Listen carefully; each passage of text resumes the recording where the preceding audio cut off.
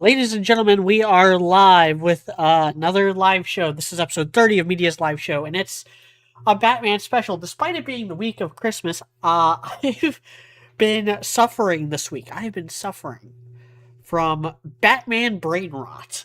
This is a disease that afflicts the comic nerd mind every so often. And in my mind, it afflicts me about once a year. About once a year, I go through a kick where I reread a couple of my favorite Batman stories. I try to catch up on what's been going on with the Cape Crusader and the modern comic books. I haven't actually gotten to that stage of the Batman brain rot yet. Um, but this fit of the Batman brain rot was uh, afflicted into me by me finally picking this up. This has been sitting on my nightstand for the past about, I want to say, like 6 months. It's Batman, The Man Who Laughs by Ed Brubaker with art by Doug Mankey. This is a fan. It's actually one of my favorite Joker stories. It's one of my favorite Batman stories. It's probably my second favorite Batman story that is entirely focused on the Joker. My first is actually I'm kind of an old school Batman fan like this. I'm a 1970s Batman fan. So my favorite story heavily involving the Joker is actually The Laughing Fish or The Smiling Fish, depending on the adaptation. Uh, Laughing Fish, that's the one where Joker poisons the port of Gotham and infects a bunch of fish with the Joker venom, making them all smiles, and then tries to make a quick buck off of trademarking the Joker smile. It's a cockamamie get rich quick scheme, and it is, in my opinion, peak Joker, peak vintage Joker, uh, because there's a lot of problems with the Joker as he is written, especially in the modern comic books and within like modern cultural zeitgeist, which we'll get to that later. But my main problem with him is really the relationship he has with the Batman no kill rule, which is that, like, it's kind of laughable at this point, and it's so laughable that it almost doesn't even matter. Like, I think they just need to stop making stories where the no kill rule is like a major driving force in the plot, because even if Batman did decide to like break his rule, it doesn't matter. No one believes that they're gonna ever really kill off Joker for long. Like, Batman's technically broken his no kill rule multiple times throughout the comics. He's broken it at least, to my account, at least 3 times with the Joker. One was in the very first issue that Joker ever appeared in, which brings us to The Man Who Laughed.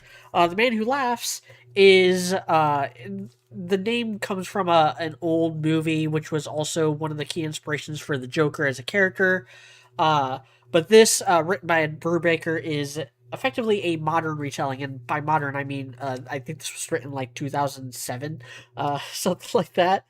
Between like 2005 and 2008.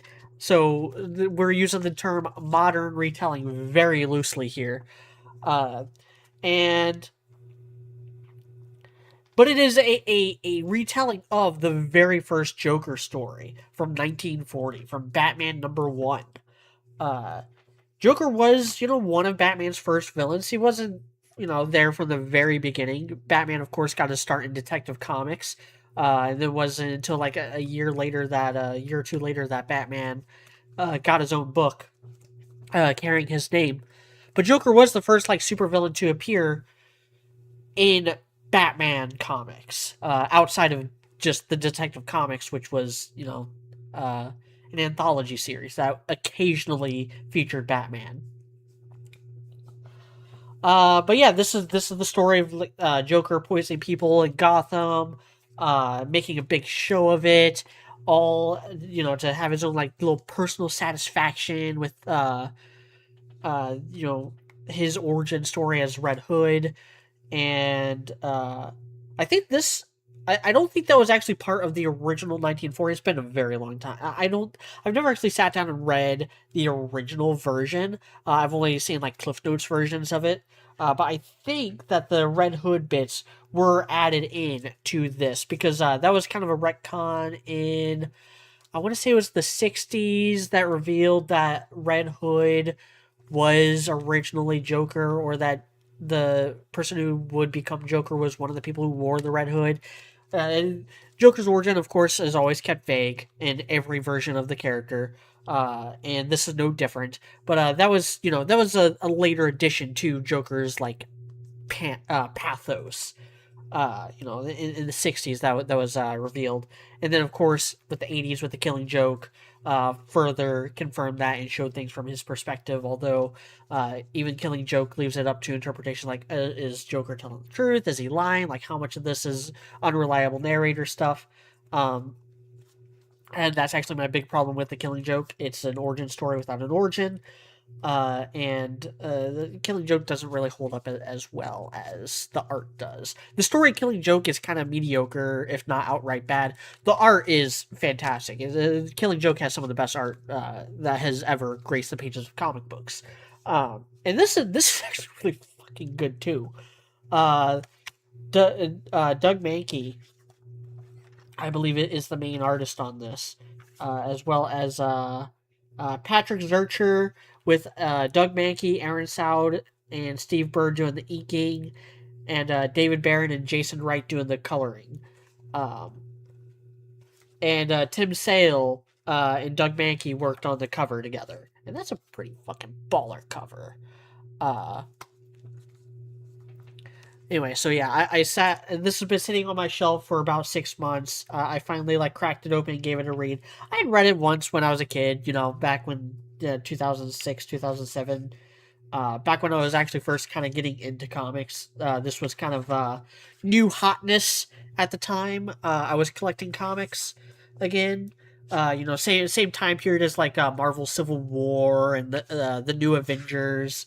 What else was I reading at that time? Uh, One More Day came out around that time. That was 2007. I want to say. The book that ruined Spider-Man forever. Uh, and I was also starting reading manga at that time. I think that was around the same time. No, it was a couple years later that I started reading. Like Naruto and Dragon Ball. I actually started reading those mangas instead of just watching the anime. But the most refreshing thing about this is that it's so not Killing Joke. Again, like Killing Joke has its fans for sure. Uh, but one thing that I kind of don't like about the Killing Joke is that it really doubled down on Joker being Batman's arch nemesis. He never really was Batman's arch nemesis until the Killing Joke came out. He was always Batman's most popular villain, but far from his only. And there wasn't this almost fetishized interpretation of Joker and Batman's relationship until the 80s, and actually even after the 80s. Like, I feel like the fetishization of Joker and Batman's rivalry is a much, much more modern invention. I'm talking like New 52 era. So something that only came about because of the Dark Knight movies. Uh, like, it kind of always been, because again, like Joker's always been his most popular villain, but that was just because of how fun he was as a character. And part of what makes him fun is how just like confused and befuddled he is at Batman, especially in this. Like, this is the most refreshing thing about this, especially in a like post Killing Joke, post Death of the Family, post Death of the Family. Death of the Family being the Scott Snyder storyline from like 2010, or early 2010s. Uh, is that Joker has no fucking idea who Batman is. And he's like, wait, and there's a part in here where it's like, wait, you're not an urban legend? Like, dude, you've literally met him before. You're Red Hood, right? Or are you just like pulling our leg? Uh, but he's just like more confused and befuddled. He's like, who the hell is this asshole dressing up in a bat costume? And Batman is like, doesn't really give a shit at who he is either. There's comes a point where he's like, no, I don't even think it was the same guy wearing the Red Hood every time. I'm pretty sure it was a different person each time he popped up. And if this is one of them, then so what? Like, that doesn't matter. What matters is that he's trying to poison Gotham and I need to stop him. Like, thank you. Ed Brubaker understands how to write stories that are interesting. Uh, I'm a huge fan of Ed Brubaker. Obviously, I'm a big Captain America fan, so I have to be a big fan of Ed Brubaker. Ed Brubaker, around the same time he was writing this, actually, I think right before he wrote this, because I think this was 2008. So he was just coming fresh off of his legendary run of Captain America, which, among other excellent stories that kind of get swept under the rug, was where the Winter Soldier storyline happened. That was all Ed Brubaker, baby. And maybe John Whitnick. But we don't know who was copying off of whose homework in 2005. It's just weird that if I had a nickel for every long dead sidekick getting brought back in an excellent storyline in the year 2005, thus changing the game for comic books forever and changing everything that everyone perceives as the canonical storyline for both of those characters, I would have two nickels.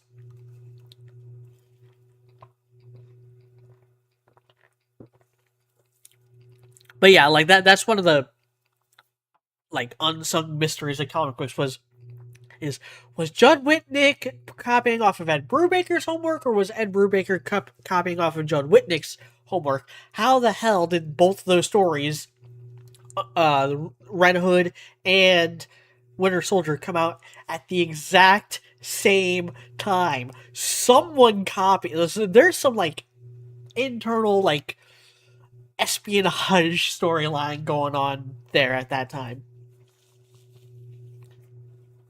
But because I read that and got afflicted with the Batman brain rot again, I also reread Hush.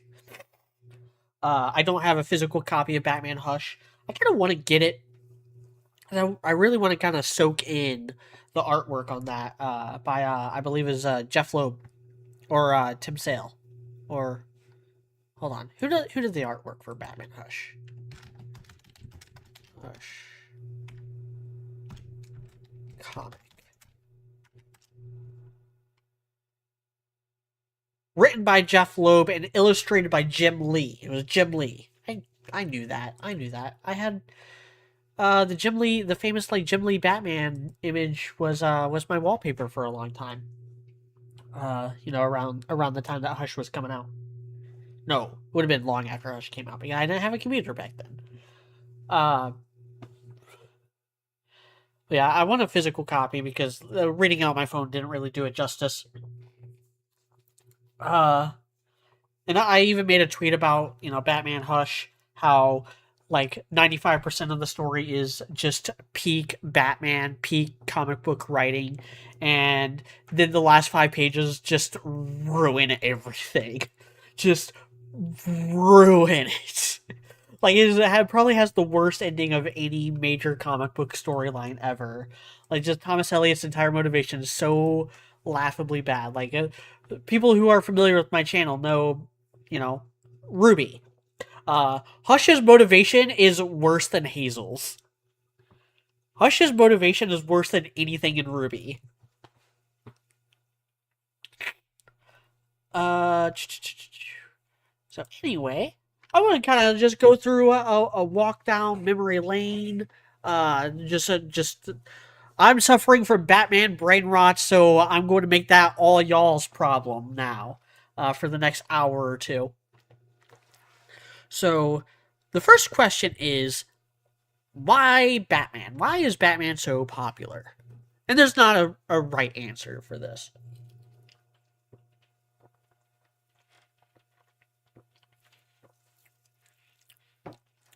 Part of it's timing, part of it's the medium. Part of it was the lies of DC. Because he's not the only superhero to not have superpowers. He is not the first superhero to not have superpowers. There are a lot of them. He's not even like the first detective-based superhero. And you can like kind of split hair and be like, oh, does Sherlock Holmes count? Does C. Auguste Dupin count? Does Zorro count? Does the Shadow count? We'll get to him in a minute. Uh, but like he wasn't even the first star of Detective Comics. He came in like 30 issues later is when Detective Comics started telling stories about Batman. I think it is just this persistence, like DC's drive to like make this character work. Because when you actually kind of look at the history of comic books and look at like the perception of these characters throughout history, Batman wasn't really all that popular until the 60s. Like, he was popular for sure, but like, Superman was way more popular. Captain Marvel was way more popular. Wonder Woman for a time was more popular. Captain America in the 1940s, he was more popular, or of rival popularity to Batman. Uh, but Batman, he was the kid crusader who kept on crusading, whereas Captain America got retired after World War II. A lot of the other characters like fell off in popularity after World War II. Uh, Captain Marvel had like controversy, like some legal troubles with Action Comics, accusing him of being a ripoff of Superman, uh, which DC did Captain Marvel dirty, and they are lucky that Simon and Schuster did not do the same to them, because they could have. Uh, because Batman, at the beginning, for a very short time, but at the very beginning, he was a ripoff of the Shadow. Do I have a Shadow pull? I have a couple Shadow pulls, but not any in reach. The Shadow, was the original kind of like Dark Knight, the original bat-like hero. He would operate with the help of his agents in order to fight crime and solve mysteries. And he was also like a billionaire philanthropist playboy by day and darksome avenger by night. And a lot of his storylines were, let's just say, familiar to the Batman fan, and were coming out a decade or so earlier. In particular, there's a shadow pulp called Partners in Peril, which came out like 1932 ish, and it is sometimes word for word, and even the illustrations, because pulp magazines throughout 20s and 30s and 40s, they would have like the illustrations for each chapter and stuff. Some of these illustrations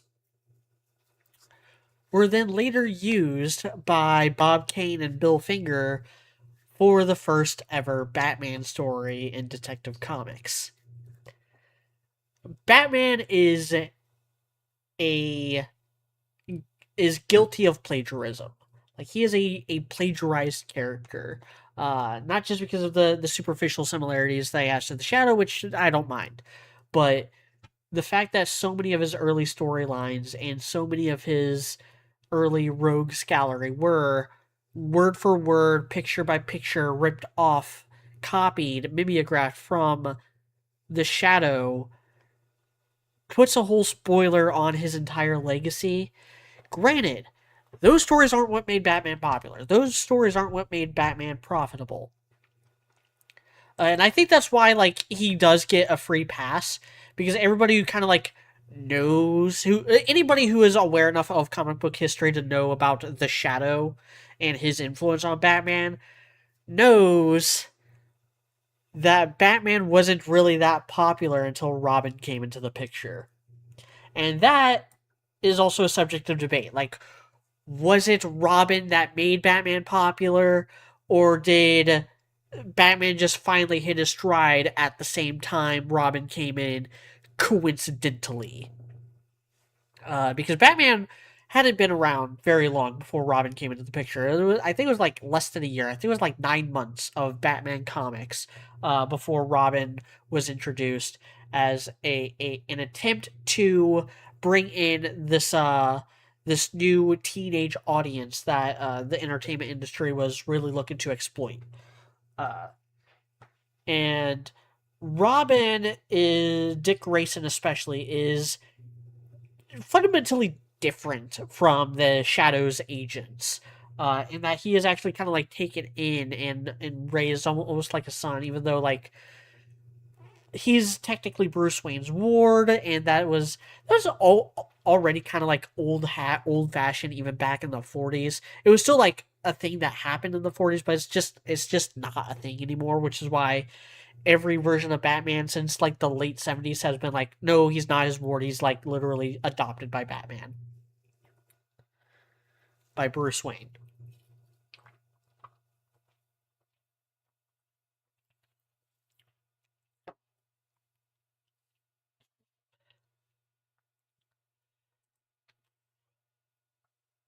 But yeah, Robin is what made comic books different from the pulp magazines they had been kind of living in the shadow of.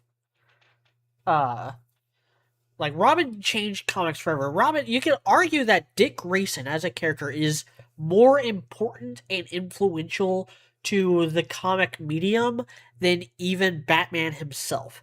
It's kind of weird to think about because Robin is so often associated as Batman's sidekick, but just that's the thing. He's Batman's sidekick. He's the first sidekick. He was the first genuine teenage superhero. He's the one who was created to like appeal to the teenage audience. He's the one that they were meant to relate to gravitate towards. Whereas everything Batman earlier on contributed to comic books was just ripped off from the Shadow. So the Shadow is way more influential than Batman could ever hope to be because so much of Batman's early impact was just the Shadow. Just again, I'm sounding like a broken record here. But there was no like pulp equivalent to Robin, which is why I would argue that Dick Grayson is a more important and influential character to the history of comic books than Bruce Wayne. But that all changed starting in the 1950s because of a book called Seduction of the Innocent that was based on quack science by a quack scientist who thought that the entertainment industry was trying to like lure teenagers into worshiping Satan and becoming degenerates and being groomed into uh, being like sex slaves to the billionaire leader. Like, okay, some of that actually rings true, but he was putting the blame on the entire like comic book industry, especially, and it wasn't fair. And the way that the comic book industry reacted to that was totally overreacting. They totally overreacted, and it kind of ruined comics for a long time because the response DC had was to take advantage of it, actually. They're like, oh, comic books are coming under fire. We have the largest market share, so we're going to gather up all these other comic book entities and we're going to throw our muscle around in order to create the Comics Code Authority, a self censorship governing body. Uh, and we're going to, like, control the Comics Code Authority in a way that fucks over our competition, especially those guys over at Telltale Comics, because they make their living off of monster stories and horror stories and romance and action and war stories and all the stuff that we could easily get them to have to censor, and we could easily make Telltale toothless. Or not Telltale, Timely. I don't know where Telltale came from. Timely Comics, those people over at Timely Comics. And the way Timely was forced to respond to that was to rebrand into Atlas Comics, and then later on, they rebranded to Marvel Comics because they wanted to. Because they looked over at DC and were like, okay, DC is making bank even despite all the censorship stuff because they're telling sanitized superhero stories. So let's get on the superhero bandwagon, rename ourselves to Marvel Comics in reverence to Marvel Comics #1, the very first timely superhero comic book story to feature a superhero. That was the debut of the original Human Torch. And then Marvel proceeded to beat DC's ass over fist for the next, how long has it been? 50, 65 years? 65 years and counting now? Jesus Christ. Get old. It's 2025. We're a quarter of the way through this goddamn century.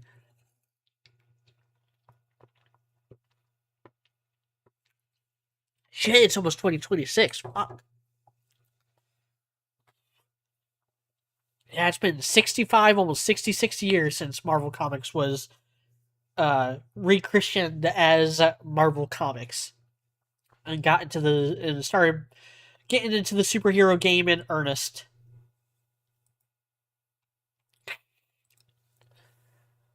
Uh,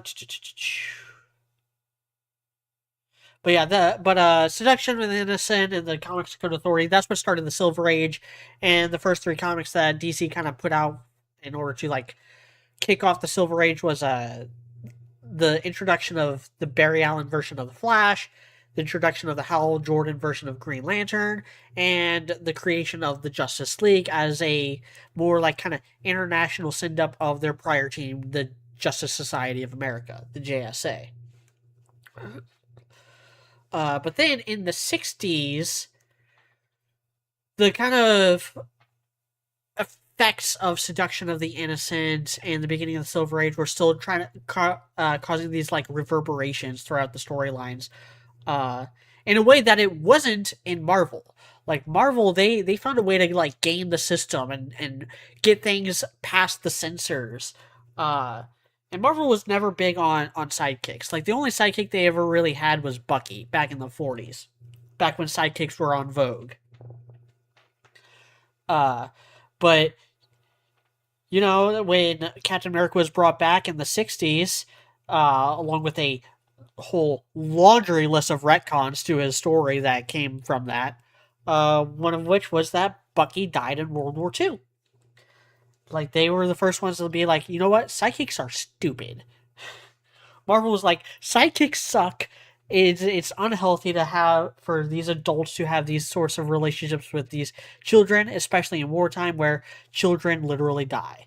Like there's a lot of guilt that Jack Kirby and Stan Lee were kind of weaving into the character of Captain America in the 60s through that storyline, especially with Jack Kirby having originally invented Captain America and Captain America in real life having inspired a lot of young people to go fight in the war and then die. Jack Kirby felt a lot of guilt over that and his role in that, and put that stuff into the Captain America comics with how guilty Cap is over the death of Bucky Barnes. Which, do I want to go ahead and address that? You know what? I'm going to. Part of what makes comic book so entertaining and so fun to like just follow is that you never really know when something is going to just come at you like a curveball. But a lot of times storylines become like so ubiquitous to the character that it ruins it for, you know, future generations. For instance, most people only know two Captain America stories. They know his origin story, and they know Winter Soldier. His origin story was originally written in the 1940s and then revamped in the 60s. Winter Soldier came out in the mid 2000s. There's 45 years, a solid 45 years, 65 years if you want to go back to the 40s. Between 45 and 65 years of Captain America storytelling. No, I'll use the 60s. This is about 42 years of Captain America storytelling where Bucky is dead. Like, he is dead. Dead. Like, back in the day, dead meant dead at Marvel Comics. Like, DC would play coy with people dying all the time and coming back in the next issue. Marvel's like, no, when we kill off a character, we kill them off. Like, unless it's part of the storyline for them to affect their death, we kill off characters and we make it stick. Not so much the case anymore, but that was Marvel's MO for a very, very long time. And that's why they didn't bring Bucky back. Like, they did a lot of fake outs. They had Bucky come back, but oh no, it's actually Rick Jones dressed up as Bucky. Oh, this one's an android, this one's an alien shapeshifter, this one's an illusion, this one's a clone. Like, they kept on faking out Bucky's return throughout like the 60s, 70s, and even the 80s. And it wasn't until like the early 2000s that Captain America finally like gained closure and accepted that Bucky is never coming back. And then literally like 2 years later, he comes back. Winter Soldier storyline is fantastic, but because the Winter Soldier line is so big and so fantastic and so popular, and is so like the second Captain America story everyone knows, you can't bait people with Bucky anymore. Like as soon as Bucky showed up in the movie, I was like, oh, there he's gonna die and come back in the next movie as the Winter Soldier. And of course, that's exactly what happened. Like you can't like kind of throw people for a loop anymore, and that's sad. That's something that is lacking in most adaptations of these characters. Is that like that air of mystery of like, ooh, what's gonna happen? That's why Spectacular Spider-Man gets so much praise. Spectacular Spider-Man, the Spider-Man cartoon from the late 2000s, gets so much praise for the way it handled Green Goblin. Because there are multiple Green Goblins throughout the comics. The original is Norman Osborn. Everyone knows that.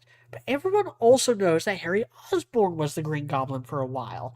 In the comics, Norman Osborn was the Green Goblin. He was introduced in the early 60s, and he kept on being Green Goblin throughout the 60s and 70s, and then he died. Like, Norman Osborn died. And again, dead meant dead at Marvel Comics. So he was legit dead for about 20 years of publication. They kept him dead. But in the meantime, in the 80s, they brought Green Goblin back. And it was like, how are you back? How did you return? And it was Harry. And it was this big, heart wrenching, like just rip your emotions in half storyline. Spider Man was peak comic books up until the 90s. I don't think there was a single bad comic featuring Spider-Man from like 1962 to like 1990. I think it was all peak. I haven't read every single Spider-Man comic, but I have not read a single bad one. And I've read a lot. I've read a lot, and not a single one of them were disappointing. Which is, man, I wish Spider-Man could go back to that now, but it's too late. Too many storylines have ruined his permanently ruined his character. You know, he'll now we have to just live with the fact that Peter Parker makes a deal with the devil, and then now everything that Zeb Wells did is just as bad, if not worse. Um, where was I going with that? Oh yeah, uh, to kind of flip it on to Batman.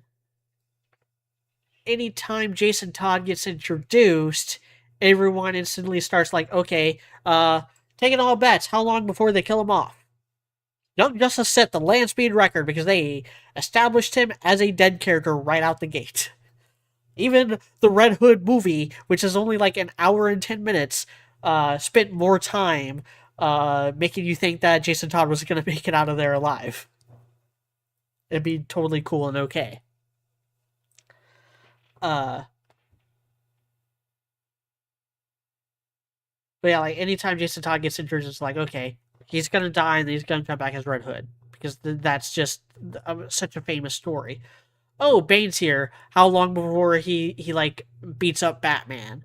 Oh, Joker's here. How long before he poisons a bunch of people? Um, though I am kind of impressed by the restraint that a lot of DC adaptations have had when it comes to Joker, because of all the major ones, I can only think of a handful that actually like go through death in the family or killing Joke. I can't think of that many. And most of the ones I can think of do it very differently than the comics did. Like the Arkham games, for instance, did the Red Hood storyline, but they did Death in the Family very, very different. Like they made it to where Batman never found Jason Todd's body, which I think actually makes the story dumber. Like I think the comics actually did it better than the games. You know, can't say that very often. Usually the comics are the worst version of the story, but there's so many times where like part of the fun of the story is the slow burn effect of it. part of this Batman brain rot. Not only did I read Hush, I also watched the DC AMU movie version of Hush, and I liked it. I liked it more than the comics overall. I liked that they just cut out the middleman and made Riddler the main bad guy instead of just the secret mastermind at the end. Uh, completely cut Thomas Elliot and his dumbass motivations out of the equation. Made the movie a lot better than the comic. But there's like that graveyard section in the movie that is in the comics as well. But it doesn't mean anything in the movie because the movie never addresses Jason Todd. The comics did. In the comics when they fight Scarecrow in the graveyard, they see Jason Todd's grave and it's been dug up and is empty. And it's like, what the fuck? What did they just do? What did they do to Jason? Are they taking him to a Lazarus pit? Because Lazarus pits are a big part of the Hush storyline. And that was set up for the Red Hood storyline because Hush came out in like 2004 and then Red Hood was 2005. So Hush was the last big Batman event series, big Batman storyline before Jason Todd came back. And of course, that didn't end up meaning anything, but it was this question. Because again, like Lazarus Pits have always been a thing in Batman lore, have been a thing in Batman lore since the 70s. It's like, ooh, is this the way they're going to bring back Jason Todd? And that was apparently the way that they were going to originally bring back Jason Todd. That was John Whitnick's original plan, but Infinite Crisis was going on at that time, and there's like that rule at DC that if you're going to retcon anything, it has to be tied in with the Superboy Prime Punch, and so that's why John Whitnick thinks and has said that the movie version of Under the Red Hood is the definitive version. Like that's canon even in his mind, and he wrote both the movie and the comic, so I take his word for it. But anyway, rewinding back to the 60s. Because of Seduction of the Innocent and how Marvel was beating DC's ass at that time and for all time after that, they really wanted to do something different with the teenagers, with the sidekicks, and so they created the Teen Titans as a team where all the sidekicks can get together and go on their own adventures separate from their mentors and slowly like phase them out of their mentors' comics. Like Batman comics, the main Batman comic was called Batman and Robin for a long time. But after the formation of the Teen Titans, they slowly like pulled Robin's name off the book and stopped having him featured as heavily. And then stopped having him featured at all for a while. And then when Jason Todd was introduced, they of course kept just Batman number whatever the number would have been at that time, early 80s. But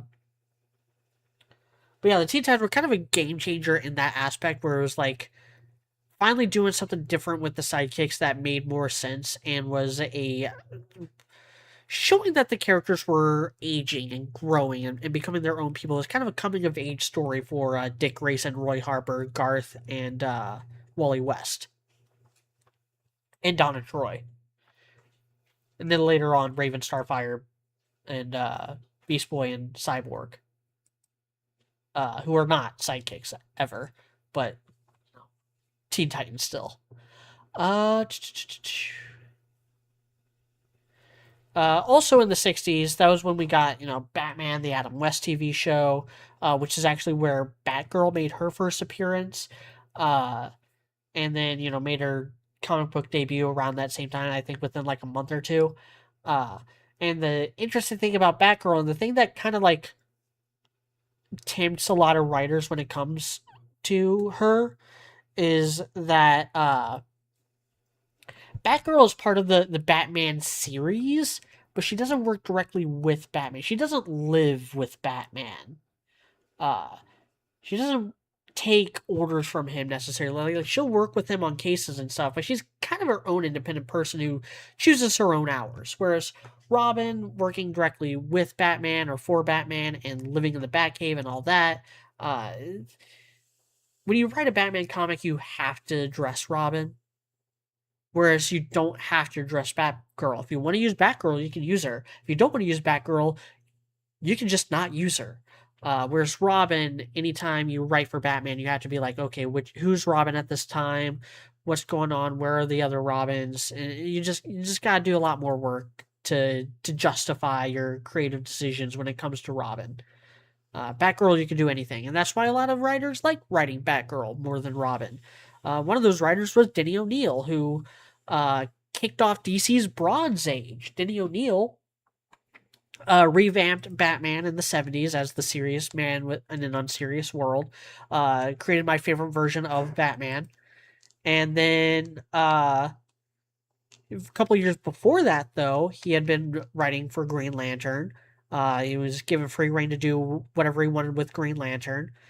So he partnered him up with Green Arrow, who wasn't doing anything at that time, creating Green Lantern, Green Arrow, hard traveling heroes, where they would go around the country solving domestic issues like drugs and domestic abuse in race relationships and environmentalism, stuff like that. Uh, Gets kind of an unfair rap as something that was like politically charged, but like fair and balanced. It wasn't fair and balanced. It was like 70 issues, 69 of which 100% sided with Green Arrow, the lefty, because Denny O'Neil kind of turned Green Arrow into a self insert for his own political leanings. But there was one issue where Green Lantern was right, where Green Lantern was the more level headed one. Uh, and that just happened to be the most famous issue in that whole shebang, in that whole run, which was the issue where Speedy got hooked on heroin.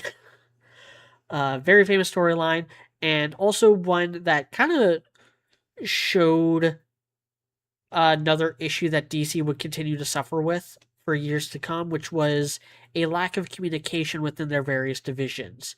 DC has a continuity problem, not because they keep rebooting the universe, but because every time they reboot the universe, they just don't care to the same extent that Marvel cared for a long time. Marvel liked to treat every comic as if it was someone's first. They would have editors who would keep on top of everything and put their foot down, like, no, you can't use this character, he's dead.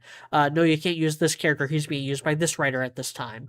We've got other plans for this character. You can't do that with this character.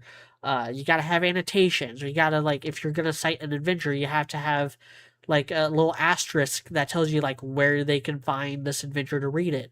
Whereas DC was always fast and loose with continuity, very like not caring. Like Roy Harper, Speedy was a member of the Teen Titans. Denny O'Neil made the decision to make Speedy a drug addict without the Teen Titans writer knowing or having any awareness or involvement in that decision. So that writer found out alongside all the rest of the readers, and he's like, I wish I would have known. I would have like hinted at it and built up to it because that's what Marvel does. That makes all the money. Like, you could have told me, and I could have like worked that in, or like made plans to do something with it. You know, maybe have an issue of the Teen Titans where like Wally and Dick go to Roy and try to like uh help him quit, like it's just something. But no, we didn't. We weren't able to get anything because Denny O'Neil did not communicate with the Teen Titans office, and that just kind of went to show big fundamental difference between Marvel and DC and the way that they handle the interconnectedness of their universe. Uh,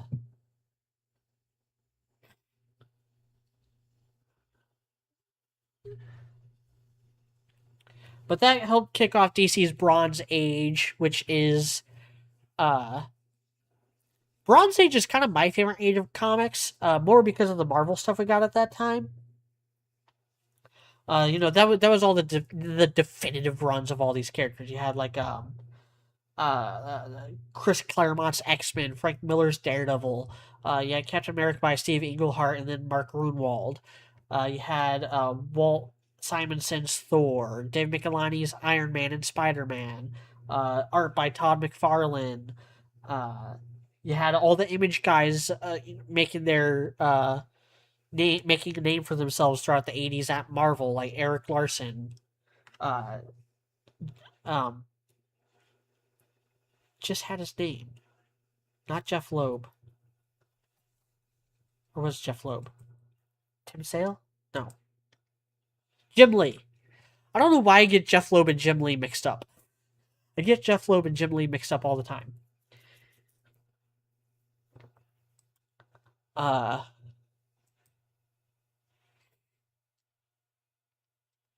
but amidst the Bronze Age, we got a Teen Titans storyline, the Judas Contract, which is another one of those like big definitive comic book storylines that everyone freaking knows, even if they haven't read it. Uh, and kind of this cultural ubiquitousness. Uh, and part of that, and one that I don't see a whole lot of people like address when they talk about Judas Contract is that Judas Contract was when Dick Grayson became Nightwing. It was when he graduated from Robin. It was the graduation from Robin to Nightwing happened during the Judas Contract storyline. It was kind of treated as like a footnote, kind of just a random curveball thrown in the middle of the storyline, but it's the one thing from Judas Contract that like really stuck. And now we live in a world where Dick Grayson has been Nightwing longer than he was ever Robin. Like he was Robin for about 42 years. And it's been about 44 years now since the Judas Contract storyline happened. Nightwing is a legacy hero done right, and it is incredibly insane how more comic writers writing for more comic book companies haven't like caught on to that fact. Like we get all these legacy heroes all the time and they all suck. Every single one of them without exception because they don't do the thing that Nightwing did, which is put in the goddamn work. Like Miles Morales was only a character for like a heartbeat before he became the Spider-Man, the ultimate Spider-Man, the more powerful, more cooler, more smarter version of Peter Parker with electric powers because he's black and that's just how black characters are written in comic books.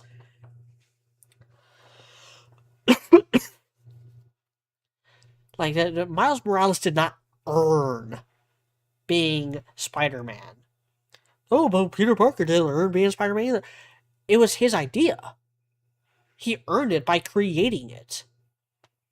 Miles Morales took a character that was already established, a name and a costume that was already established, and just like made it his own by doing the exact same thing, but less interestingly. I have a lot of problems with Miles Morales, and I really want to like the kid. I really do. I liked Into the Spider-Verse. I thought it was a fine movie. I liked him in his own game. I didn't like the villain in that game. In fact, that villain might be the dumbest character in all the Spider-Man multimedia history. But like, I want to like Miles Morales, man. I want to like Miles Morales for the same reason that I like Dick Grayson. Because Spider-Man, I think, deserves a sidekick. Like, Spider-Man deserves to have a protege that he trains and works with and who can, like, pick up the mantle when he has to take a break. You know, Spider-Man deserves a break. And if he's going to take a break, he's got to have someone to fill in his shoes. Might as well be Miles Morales. Like, no one else is doing it. Why not? But Miles Morales was not created for creative reasons. He was not created for artistic merit. He was created because Marvel was scared that Steve Ditko was going to take all of his toys back. It was a business decision. Miles Morales only exists by committee. He is not a character who is created out of artistic repute or an attempt to do something fun or interesting. He was created by lawyers because of lawyers. None of the Robins suffer from that issue, even though there's way more Robins than there are Spider-Men. None of the Robins suffer from that issue because each one kind of like, up to a certain point, feel their own like kind of creative need. Like Dick Grayson was created in order to appeal to teenagers. Jason Todd, early on at the beginning of his tenure as Robin, he was just a copy of Dick Grayson. He was basically a Dick Grayson clone, right down to having a very similar backstory. And I think that was partly because the person who was writing Batman at the time didn't realize that the Robin was a new Robin. Like, they thought he was just Dick Grayson still. They didn't know that Judas Contract was happening and that Dick Grayson was becoming Nightwing.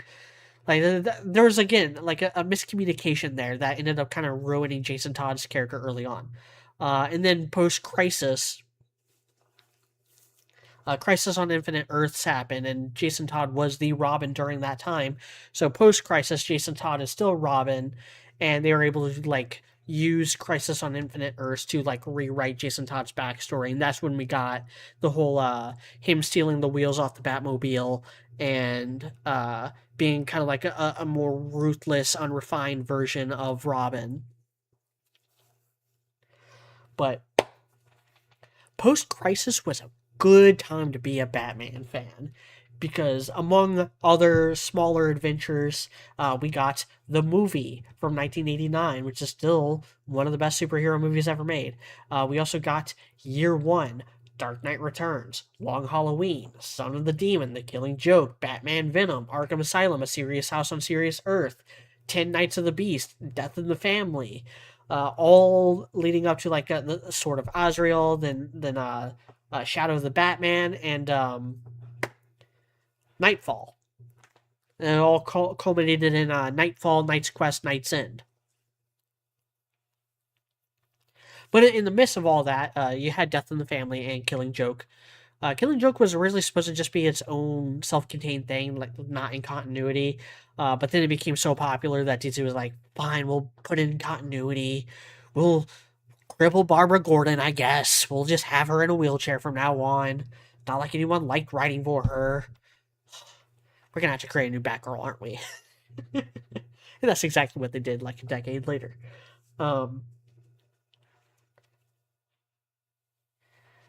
but then Death in the Family was like the bigger deal, and everyone knows how that went. You know, it was based on like Jason Todd not being a very popular character, and uh, DC putting it to a fan vote with a call number, like a 1-800 number, and then comic books like gaming the system because they thought that killing off Jason Todd would sell more comics, and so it's kind of like the artificially inflated results, resulting in Robin's death, and then not too long later, Tim Drake became the third and, in many people's opinion, the best Robin. Tim Drake was the first Robin to get his own solo series written by Chuck Dixon, uh, who I am a big fan of. I love that story. I love the Robin solo series from the 90s. Uh, I like that Robin was more of a detective. Like, he offered something different. Like, Dick Grayson was this brilliant gymnast.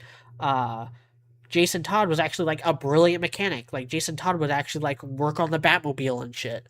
Uh, like when Jason Todd got killed off, they had to create a whole new character, the Hunchback Harold, or I can't remember his name, but he was such a big part of the Batman comics, but like is not in any adaptation of them that oftentimes forget him. Uh,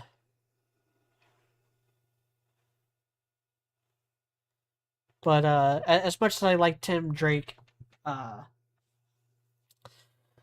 he was not treated well, or has not been treated well in recent years, which is a shame.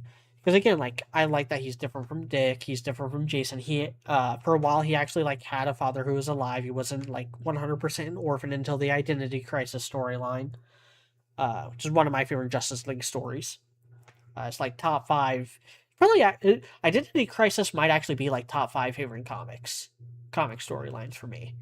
I just love the idea of a just straight up murder mystery involving the entire Justice League going that dark and being that like Crisis means something in DC.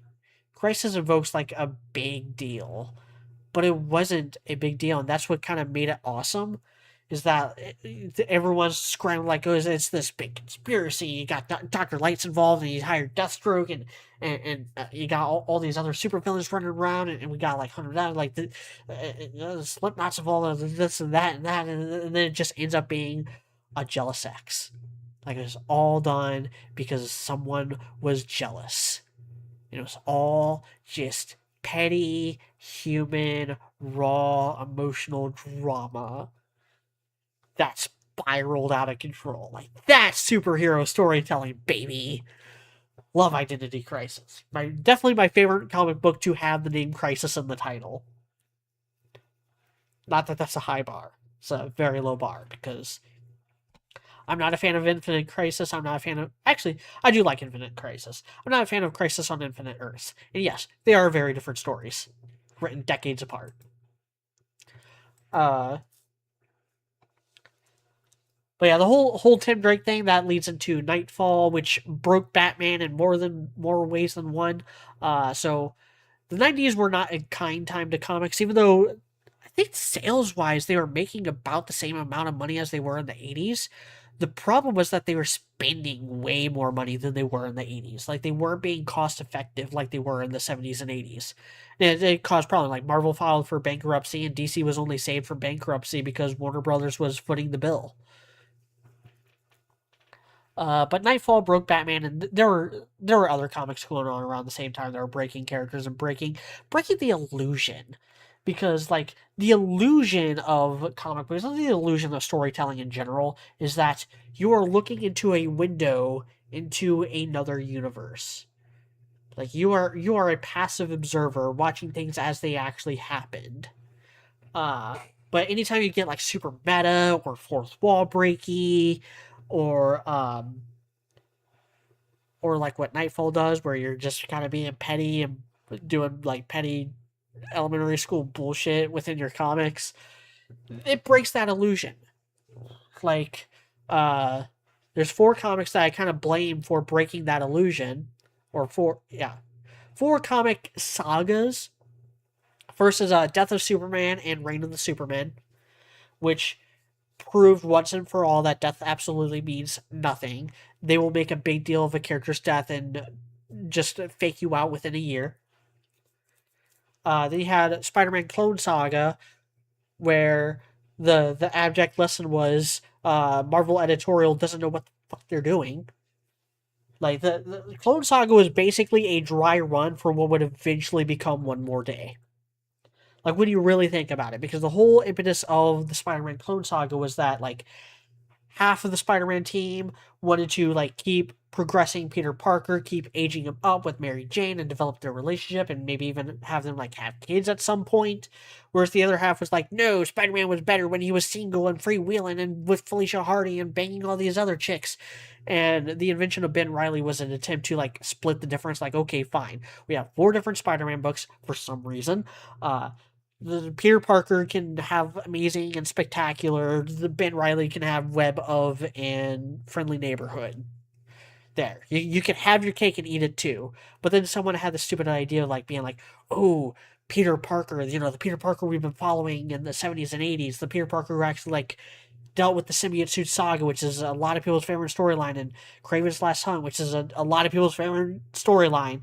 Uh, he was the clone the whole time, and this character who hasn't been involved in 20 years of publishing time, 5 years IRL time, or 5 years in universe, 20 years in publishing. Uh, he was the real Peter Parker. And then they tried walking it back, like, oh no, we were just kidding. The results were fours or whatever. And Green Goblin's back. Norman Osborn's back. No one ever stays dead. Like that was the big twist at the end of the Clone Saga, was that like it was all part of Norman Osborn's plot to like reveal that he was alive the whole time and that death has no meaning. Like death meant something for Marvel until it didn't. The third is, and I think most egregious, is the Onslaught saga, where like Marvel was filing for bankruptcy, they were canceling all their books, and they had a big dumb psychic monster named Onslaught kill everyone off, just for Reed Richards' son, uh, Franklin Richards, to just wish them all back because why not? Timeline doesn't mean anything. Stories don't mean anything. It's all just children's fairy tale nonsense. Fucking Grant Morrison. Uh, No, well, and none of it matters. It's all fairy tale anyway. None of it's real because all of it's real. It all happened. It all matters, so none of it matters. And of course the fourth and final straw on that was Nightfall, which is the best of those four by a long shot, mostly because the first third of the Nightfall saga, Nightfall itself, is actually pretty dope. Showing Batman get thrown through the ringer and then getting his back broken. It's everything that happens after that that kind of ruined it. Because after Batman gets his back broken, he gets replaced by Jean Paul Valley, who is a character who had only been around in the comics for like a year or two before that. He was Azrael. Uh, and that was the moment where, like, oh, this isn't a creative decision. This isn't DC doing what makes narrative sense. This is DC just taking pot shots at Image. This is just DC being butthurt that Spawn is selling better than them. That's all Nightfall was. It was just a response to Image Comics and the success of Spawn at the end of the day. Uh but then as much as Nightfall broke it, you did immediately follow it up with Prodigal, which did lampshade it at least. Because Prodigal, that's the one where like after Batman defeats Azrael and becomes Batman again, he's like, I still haven't fully recovered from having my back broken against Bane, so I'm gonna like take a sabbatical. Dick, you take over as Batman for the week. And Dick Grayson like struggles and is like, look, and at the end he's like, look, Bruce, I don't mind filling in for you when I have to. I don't mind filling in for you so you can take a break and recover. I like being a hero. I like being a hero more than you do, even. Like, I'm never going to give up this life, but I am my own man. I am Nightwing first and foremost. Bloodhaven is my turf. I am leader of the Titans, not a passive member of the Justice League, not a part time member of the Justice League. But I don't care because I will do what is right for you and for Gotham because you raised me and stuff. I'm looking out for Tim. I'm looking out for Steph. I'm looking out for Barb. Uh, I'm looking out for my friends as well as you and Alfred and everyone else. Uh, what I don't understand, the reason why I'm so mad is because you chose John Paul Valley over me. Why? Why did you choose this crazy asshole you barely know over your effectively the closest thing you have to a son? And Bruce does not have like a good answer for that. He's like, I didn't want to bother you. I know you're your own man, and you and I we have our differences. Like, Bruce, Batman, you're an idiot. Like, it makes no sense that Jean Paul Valley was chosen to be Batman in that instance when you had Nightwing literally right next door in Bloodhaven, right across the bay.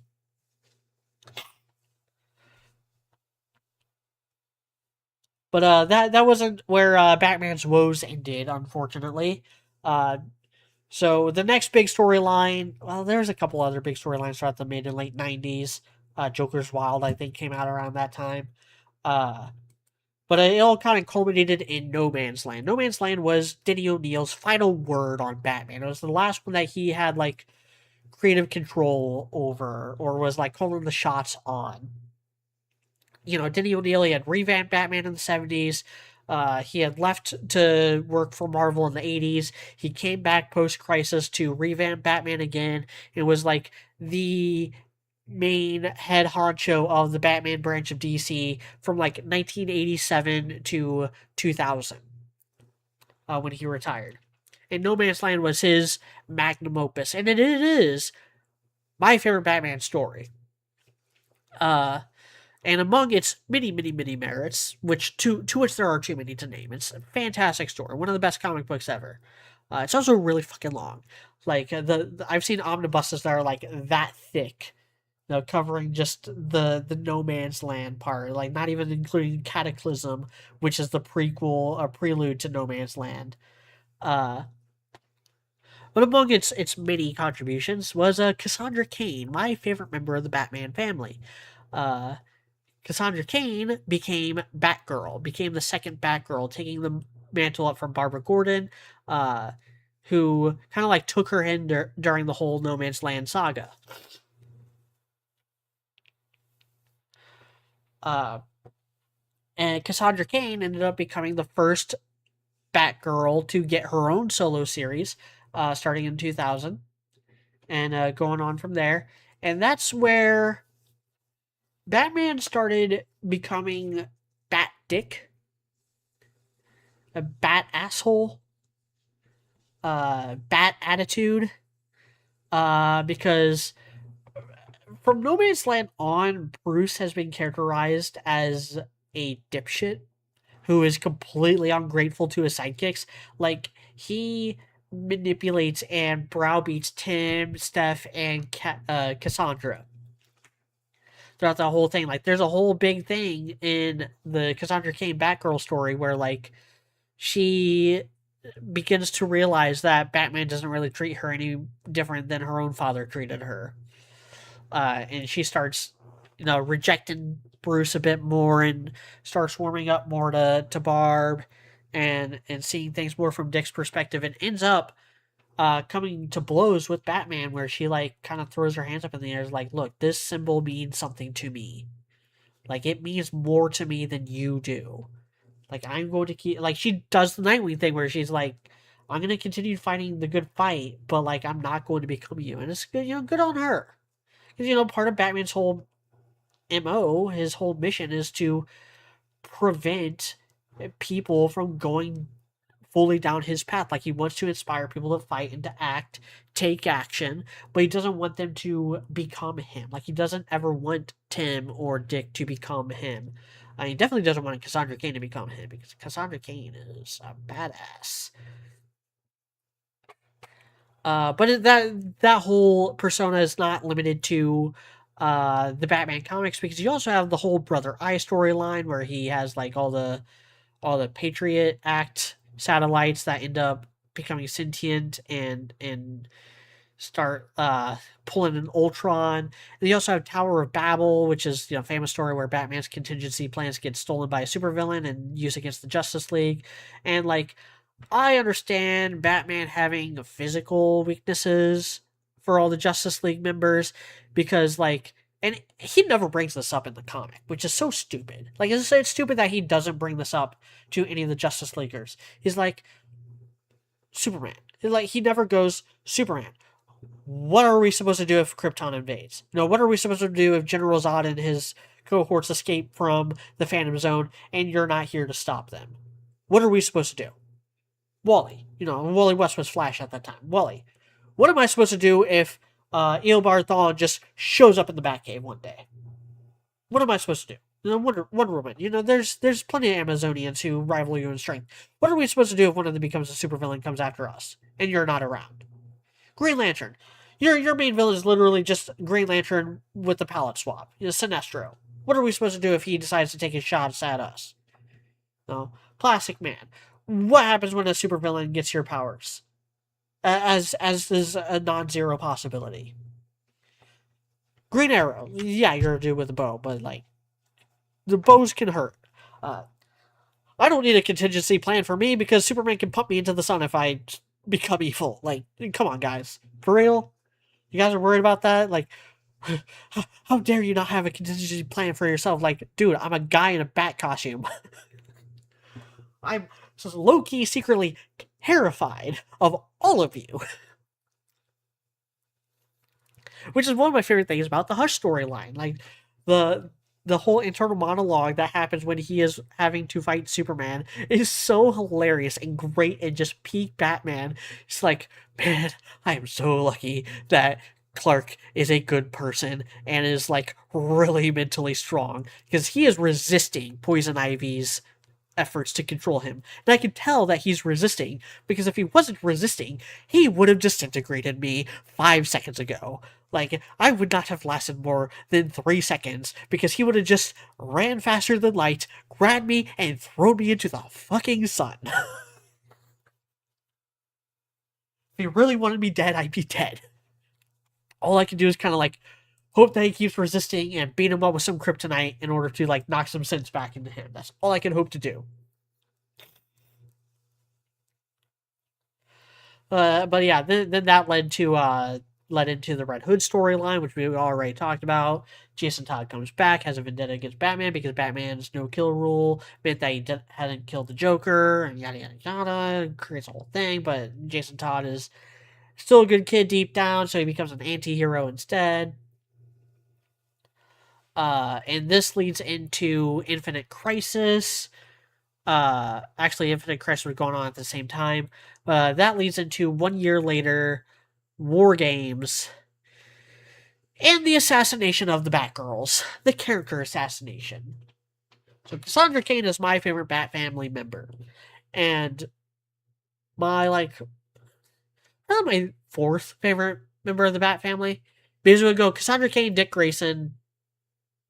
Though depending on how I'm feeling, Dick Grayson, Cassandra Cain. I think Dick Grayson is just more consistently written than Cassandra Cain overall, but Cassandra Cain at her peak is more entertaining than Dick.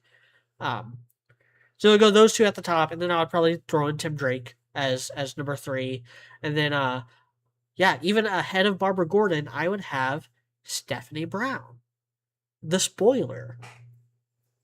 She was introduced in Robin Solo series in the 90s. Quickly kind of became like his Catwoman. She was this upstart, like spunky neighborhood girl who would like get into trouble and fight other criminals and do crimes in order to kind of like get even with her supervillain dad. Uh, and she was always treated horribly by Bruce, throughout the 2000s, like with the fugitive storyline and within like the Cassandra Cain Batgirl series, when he forbid Cassandra from like even being friends with Stephanie. He's like, I don't want you working with her anymore. I don't want any of you working with Spoiler. Like, she's not allowed in any of the Bat Caves, and she's not allowed to help us out.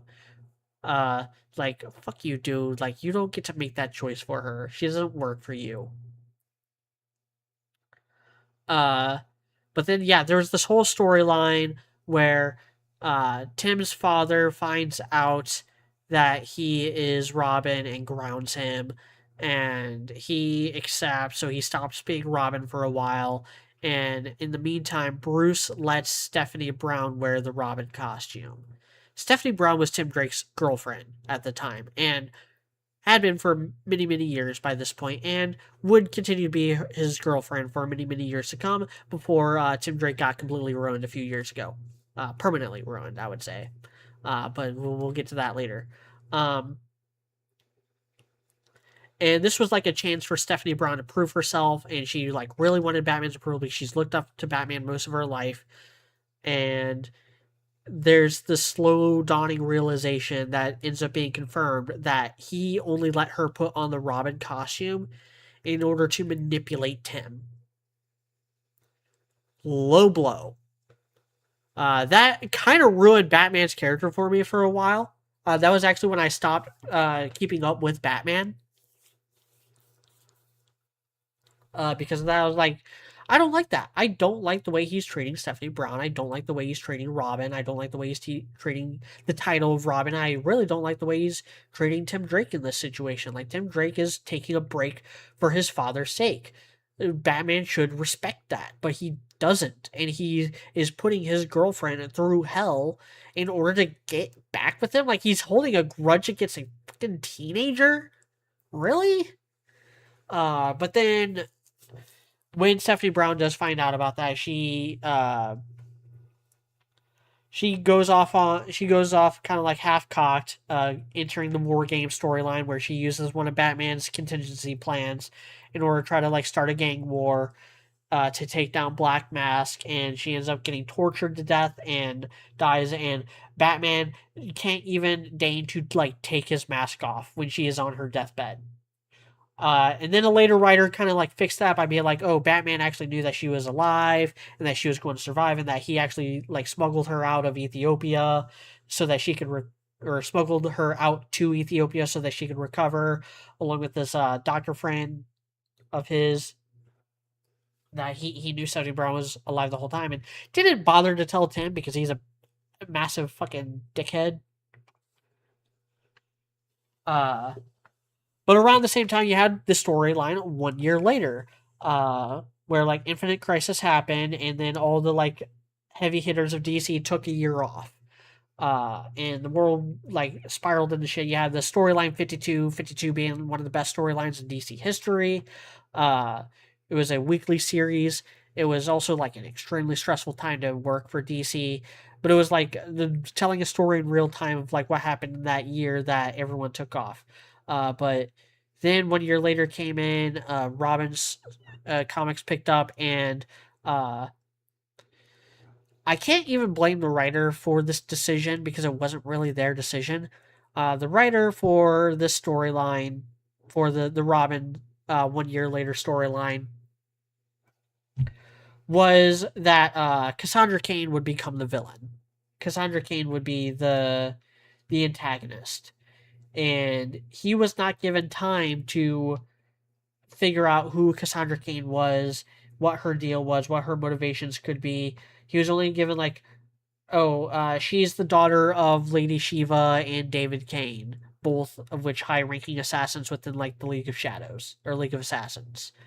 Um, and he actually apologized for his character assassination of Cassandra Cain, being like, "It's not my fault. I'm even gonna like uh, put in the effort to be like, oh, Deathstroke was brainwashing her. You know, we can fix that. We can fix a heel turn. You know, you can fix that kind of heel turn. You can't fix Spider-Man doing a deal with Mephisto to destroy his marriage. I'm a Spider-Man fan too, and I will always forever be salty about that. Uh, but that didn't end up like mattering. That didn't end up amounting to much because shortly after that we got the Grant Morrison run on Batman. So we're having like 2007 now, in the creation of Damian Wayne, and I fucking hate Grant Morrison. I just hate everything he's written, especially for Batman. Like the only okay, that's not true because I like A Serious House on Serious Earth. I like his Arkham Asylum storyline somewhat. Um, Grant Morrison is a hack, and he is one of those people who is like way into like meta narrative storytelling. He's all like, I'm gonna make comic books that are like on the surface about like gods and monsters, but are deep down they're actually about being comic books. I'm gonna just keep breaking the fourth wall and making and reminding all the readers that none of this matters. It's all fairy tale nonsense. None of it actually matters. It's all happened. All of this, all even the plot of Son of the Demon that I completely forgot about. Yeah, there's a couple problems with Damian Wayne. First and foremost is that Grant Morrison does not remember the way that Son of the Demon ended. Like the whole impetus of Damian Wayne, the whole idea of him existing stems from the ending of Son of the Demon being completely ignored. Because Son of the Demon is the storyline where Talia al Ghul gets pregnant with Bruce Wayne's son. And at the end of that storyline, Talia tells Bruce that she had a miscarriage, but then we see her giving the baby up for adoption and being like, I don't want this life for him. I don't want him to have any involvement with Batman or the League of Assassins or anything else story related. He's just going to be there, and maybe we'll do something with him in the future. They did eventually do something with him in the future, but that future was like, oh, he was raised by the League of Assassins because he's Talia al Ghul's son and this grandson of Ra's al Ghul, and he's Batman's biological son. And it's like that's not how Son of the Demon ended then. But that's just not how that story. That is objectively not what happened in that storyline. But Grant Morrison doesn't care because it all happened. It's all kind of all of it. The 52 universes. There's an infinite number of 52 universes. My fucking Grant Morrison accent is all over the place, and I will not apologize. Uh, the other bigger problem with Damian Wayne is that, especially as he is written by Grant Morrison, he is a Mary Sue with a bad attitude who is constantly rewarded by the writers, especially Grant Morrison. He's like, oh, it's because he's Batman's biological son. He's automatically better than Dick or Tim. He knows everything what to do, even though he's 12. It's because it's all biological to be a Bruce Wayne. And being related to Bruce Wayne, blood matters more than the actual training. Don't you understand that's how superheroes work? It's all canon.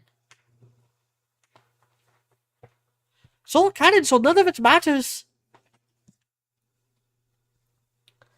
So yeah, that's the big issue with Damian Wayne.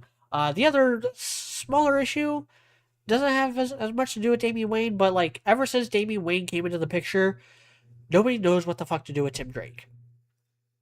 And then there are a couple writers that have given it the good old college try, but those writers have only been able to like kind of give it the try by like shafting Damian Wayne. Like I haven't seen a single comic where Tim and Damian are both relevant and both doing something interesting. It just doesn't exist.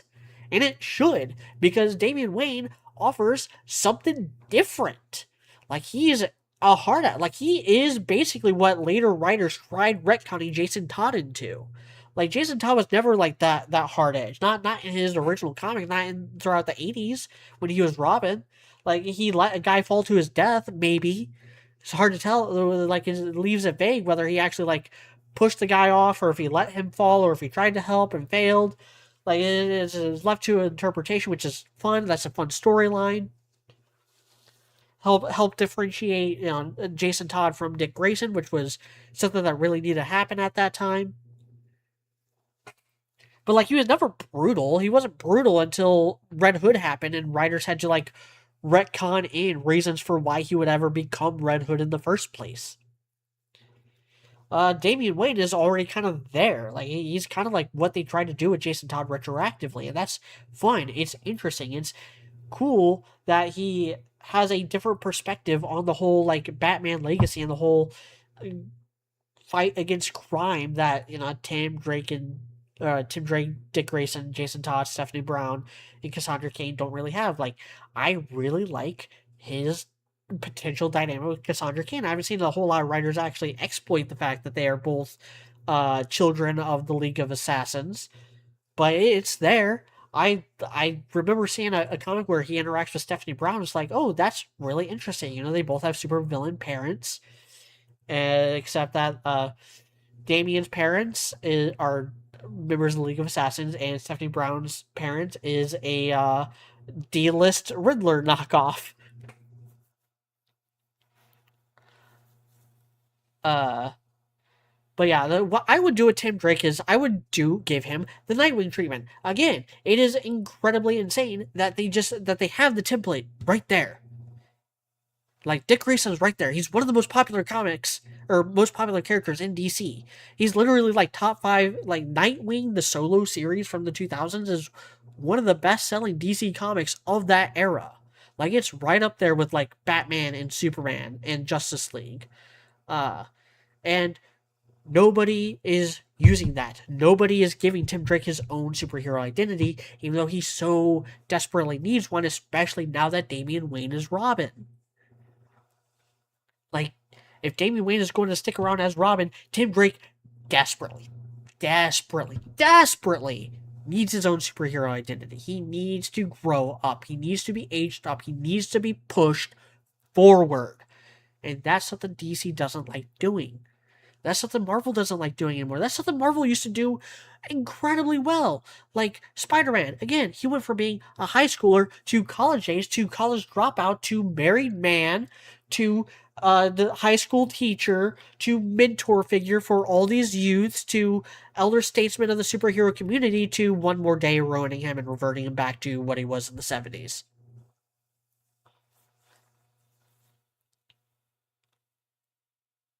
Now, Captain America went from like not wanting a partner to like finally accepting Sam Wilson as his main partner to having a bunch of partners and coming in and out of his life to like finally gaining closure over Bucky Barnes' death to uh, being just one of many Captain Americas working at the same time.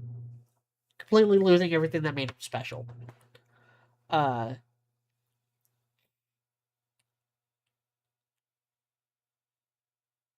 but Tim Drake isn't the only person who's gotten the shaft since Grant Morrison took over, because around the time that Grant Morrison was writing the Batman, the New 52 happened. I can't remember if New 52 happened first or Final Crisis happened first.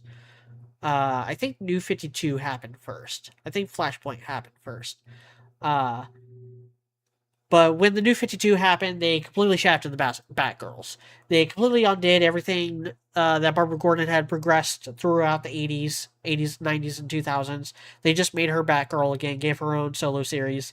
Uh, but they didn't like time travel and just made it to where Killing Joke didn't happen. They didn't want to make Killing Joke non-canon, so they just like had magic science tech like give her the ability to walk again, which is actually honestly like super ableist, because like, dude, like, she was fine as Oracle. People loved her as Oracle. I loved her as Oracle. I wasn't that big of a fan of her as Batgirl. Like, she's my least favorite of the three main Batgirls. Um, and it's just a total disservice to her character and everything she's stood for and represented and everything unique about her. Like, she was unique as Barbara Gordon. She was fulfilling a niche that no other character was filling as Oracle. But now she's just one of three Batgirls. She's just the oldest of three Batgirls now, losing everything that made her special. Uh,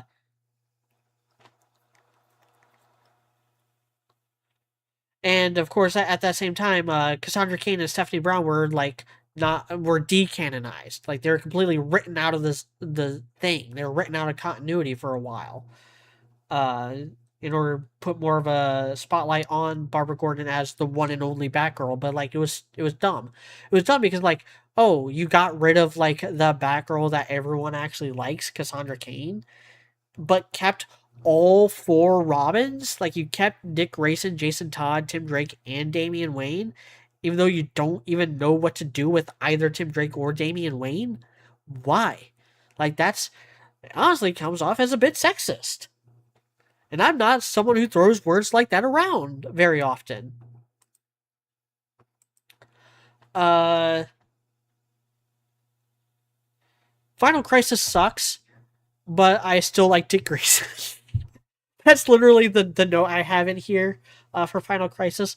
Among the many sins of Grant Morrison, he wrote Final Crisis. The fact that he wrote Final Crisis puts him on my shit list forever. Final Crisis is awful, top to bottom. And one of the things it does is that it kills off Batman, because Grant Morrison is given like, oh no, you see, it's all canon, so none of it is. Nightfall didn't matter. The death of Superman, that didn't happen, but it did. It's all canon. Uh, just ignore the fact that it all being canon means that you'll remember that the death of Superman ended up not really amounting to anything. This will totally amount to something. Uh, and luckily, he was not the one who had to write Batman after that, because that was when Scott Snyder took over. Actually, Scott Snyder, I think, had been writing Batman for a while at that point. Uh, we got the Court of Owls storyline, and Scott Snyder, which was, one of the better Batman storylines of the 2000s, or since probably the best Batman storyline since No Man's Land. I'd put it above Hush, and probably put it above Red Hood as well. I guess it's really good.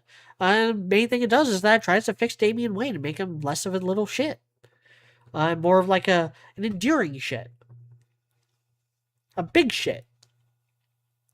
But the main thing from like the Scott Snyder run that I remember is like Black Mirror, and Dick Grayson trying to like fill in the shoes left by Batman again, and having to like deal with Damian Wayne being a sidekick and really like developing that relationship, and Damian Wayne finally coming around to like getting or having respect for Dick Grayson, realizing that like Dick Grayson has put in way more work than he has, and is just better than him. Like that was a hard pill for Damian to swallow, and the fact that he swallowed it made me want to like the character a lot more. Too bad that Scott Snyder was followed up by Tom King. Tom King sucks and DC will never recover until his influence is completely purged.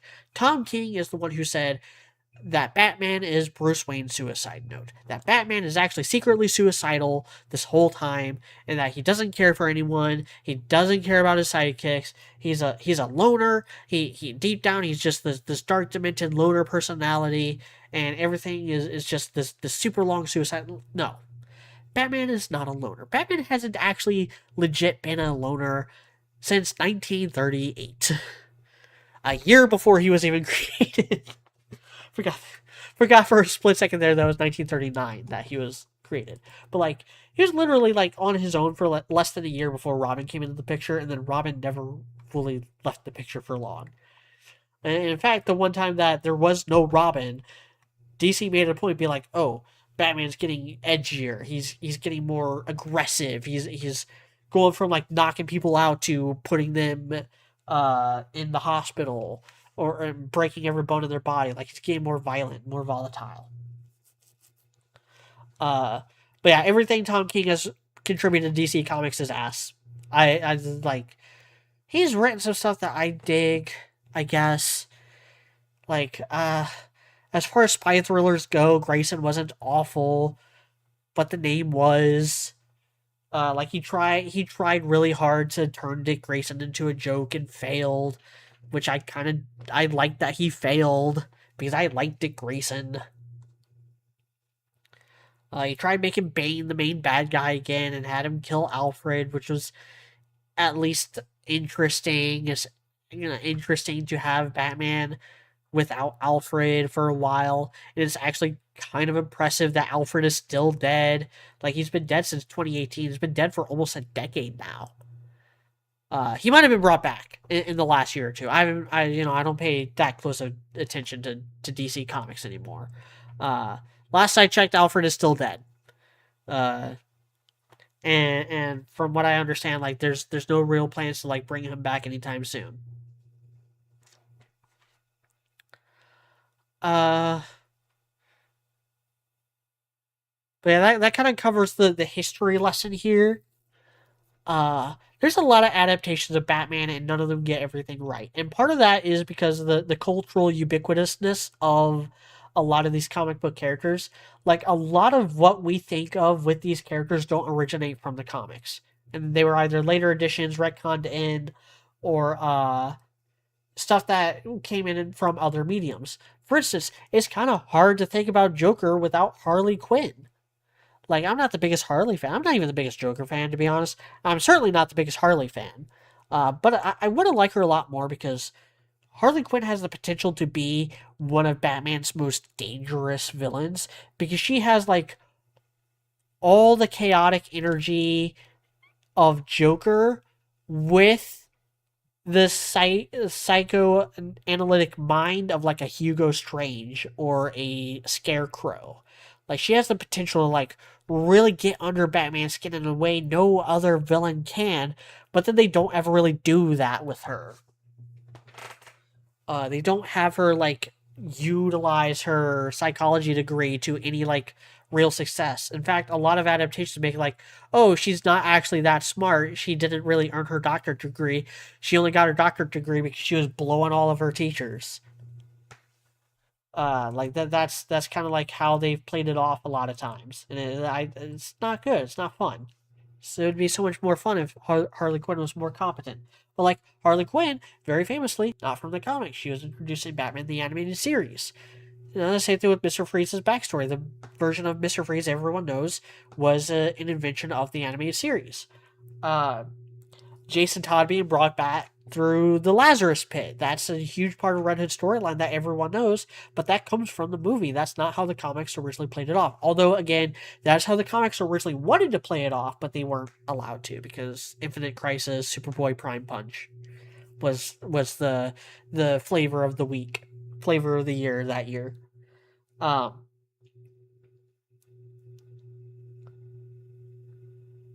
just kind of take a turn away from Batman. Superman. Kryptonite. Kryptonite did not originate from the comics. Kryptonite was invented for the radio show. Superman's original weakness was red solar radiation. Like Lex Luthor's power armor would originally like blast red solar rays at Superman to temporarily depower him for seconds at a time in order to like get some solid hits in on him. Uh, Lex Luthor, his whole deal is the result of retcons. Like he was originally just a mad scientist. I'll get you next time, Superman. He's my solar death ray. The whole idea of him being a billionaire businessman, even more rich than Bruce Wayne, that was something that was invented by John Byrne in the 80s. The President Luthor was invented as a response to Bush in his Iraq war. Let's see, and again, because of the ubiquitousness of certain storylines like Red Hood and Killing Joke and Nightfall, you can't really do the slow burn. Like, no one is ever going to make a Batman adaptation where Jason Todd gets introduced in season 9 and killed off in season 10. Like, no one is ever going to do a Superman adaptation where Doomsday is not even mentioned until like season 15 or however many seasons you can uh, get away with. Like, no, he's always going to end up being introduced way earlier on than he should and have his story matter even less than it already did in the comics. Uh, just like you're not going to ever have a Batman adaptation that stays away from the Joker for long. Granted, that makes sense. Joker's old school. You know, he's been with Batman for a long time. But like, uh,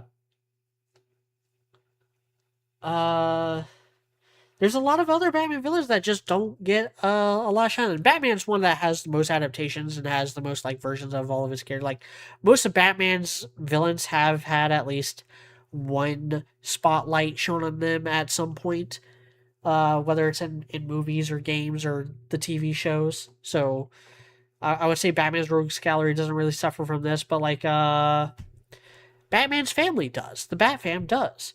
And this is something that the main thing that most adaptations of Batman gets wrong is the Bat Fam. The fact that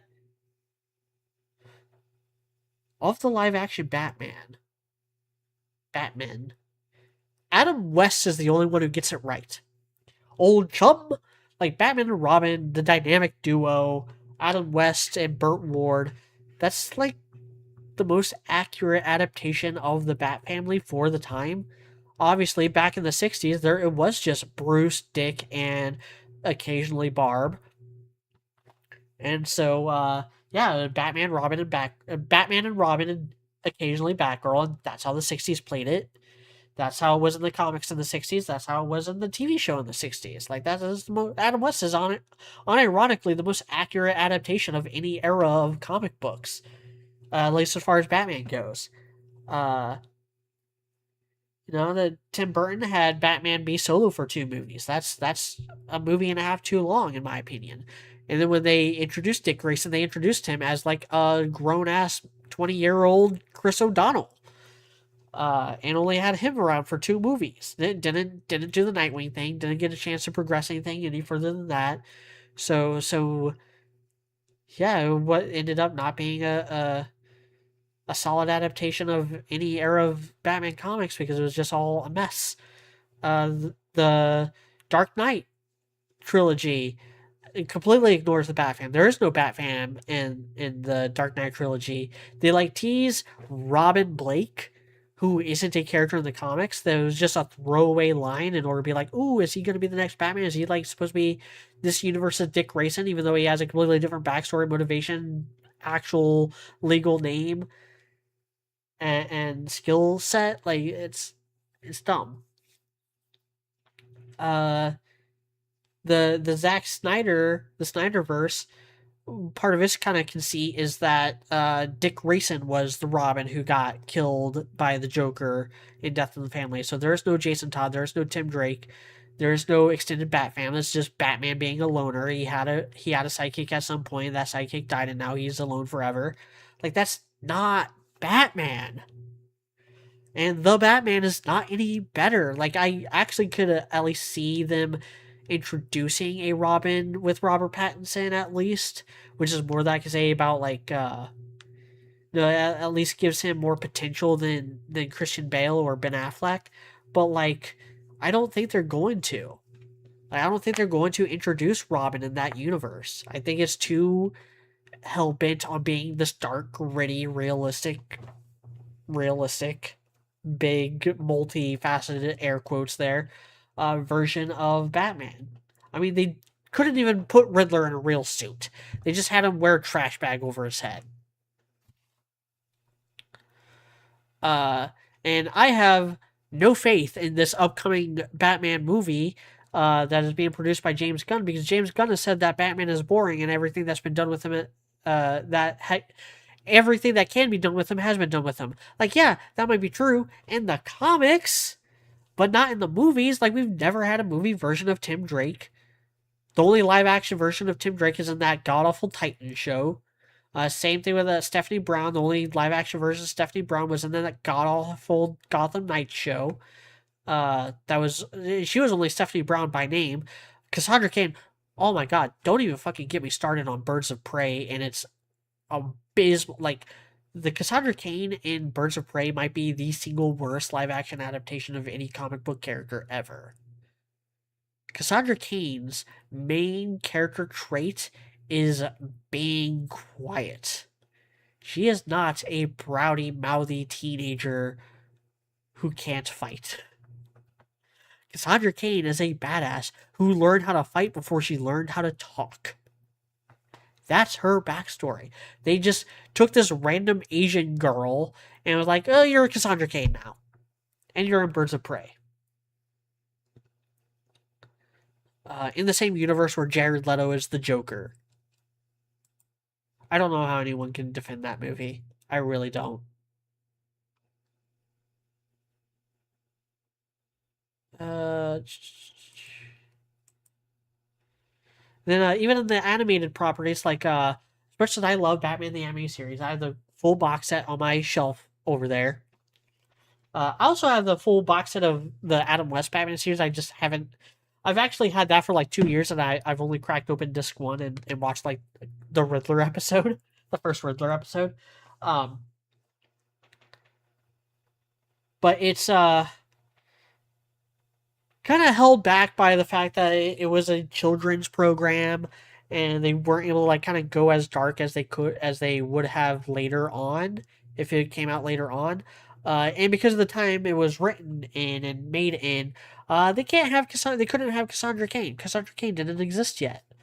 Uh, they completely skip over Jason Todd because they didn't want to address that storyline. Which, like, okay, that makes sense, but like, if you like Jason Todd, if you like the Red Hood storyline, if you like Death and Family, then you're missing out.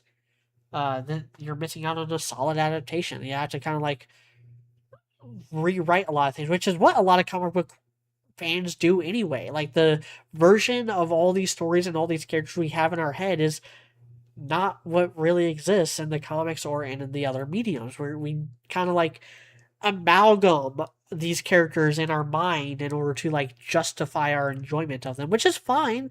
That's part of being a comic book fan. That's definitely part of being a Batman fan and being a DC fan, especially, or overall a DC fan and in particular a Batman fan, is that like the continuity is such a mess and the retcons are so prevalent and so common.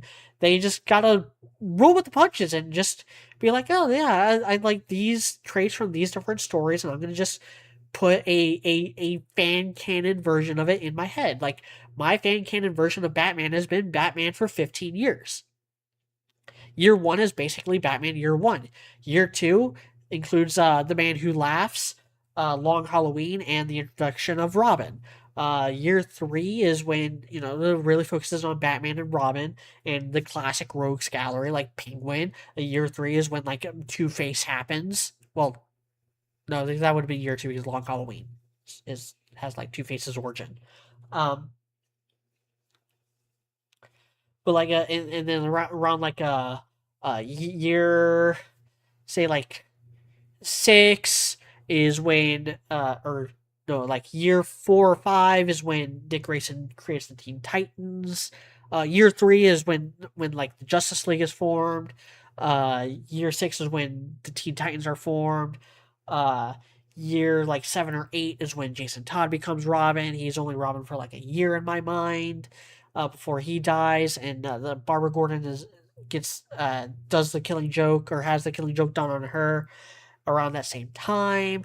So Tim Drake kind of comes in the period like just a few months later. So we're like year 8 or 9 when Tim Drake gets introduced. Stephanie Brown becomes spoiler within a year of that. Nightfall happens around like year 9 or 10. No Man's Land happens like a year or two after that. So you have Cassandra Cain by like year 12. Then Damian Wayne is introduced around like year 15, because that makes sense to me. Like, it makes sense for Batman to have been Batman for about 15 years before Damian Wayne comes into the picture, because Damian Wayne is, in my mind, he becomes Robin when he's 13. And it makes sense for Batman to have been a Batman for just 2 to 3 years when Damian Wayne is conceived. And then spends another like 13 years as Batman before he finds out about Damian Wayne. Like, that's what makes sense to me.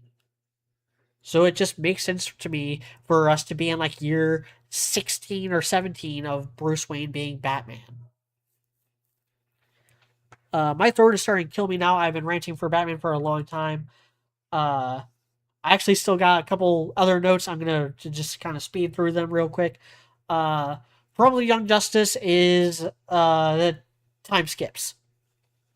They have a really solid foundation for a really solid show, but then they keep skipping over all the interesting parts because of the problems with its production, and behind the scenes bullshit interfering with what could have been the definitive DC storyline.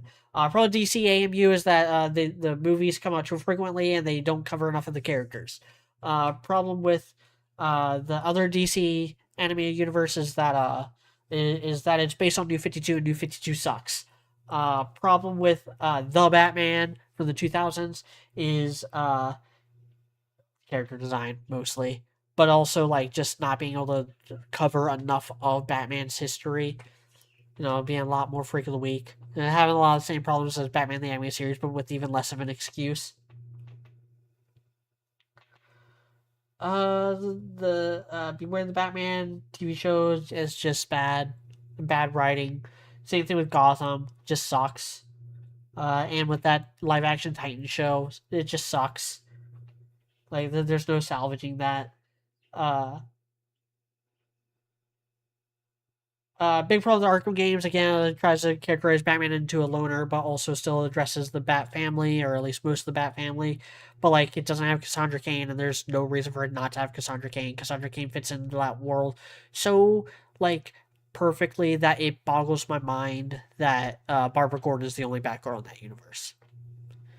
Problem Gotham Knights is kind of like half-assed, try to, like, tie in some of the ideas with the Arkham games, but it wasn't set in continuity, and it's just,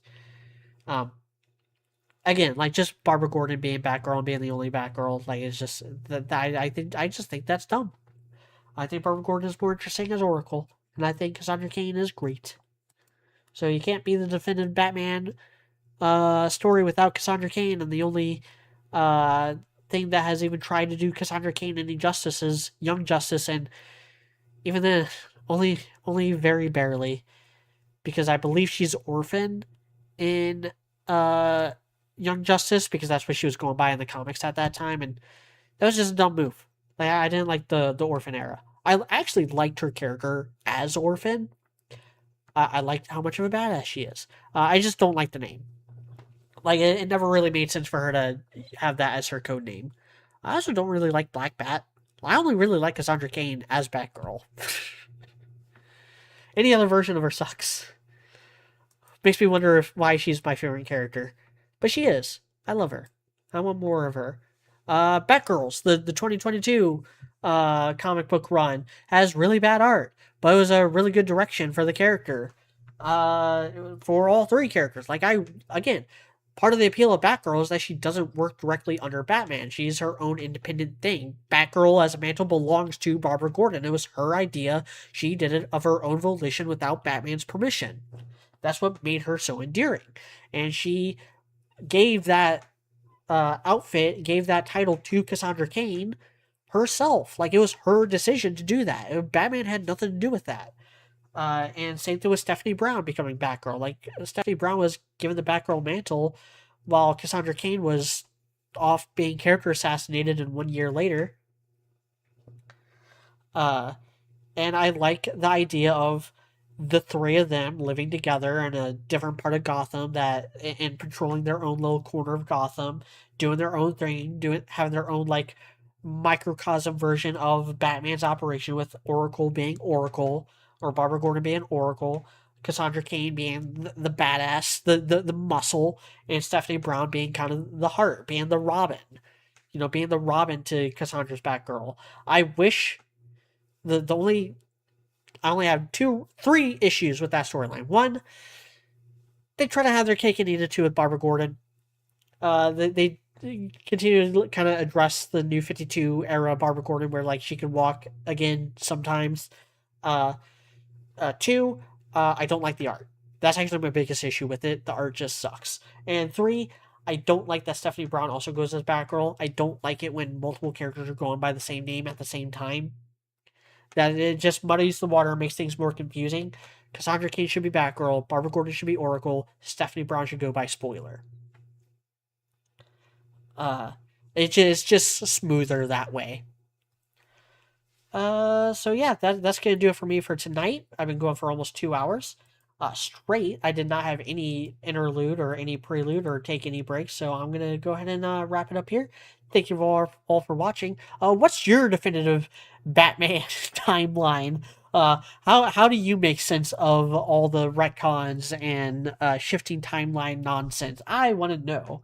So comment below, and next week will be my year in review stream, where I'll be actually playing a video game, probably Jurassic World Evolution 3, or depending on if I get a Steam gift card for Christmas, which I might. This is something else. Who knows? No, I'll decide that next week. Merry Christmas, y'all.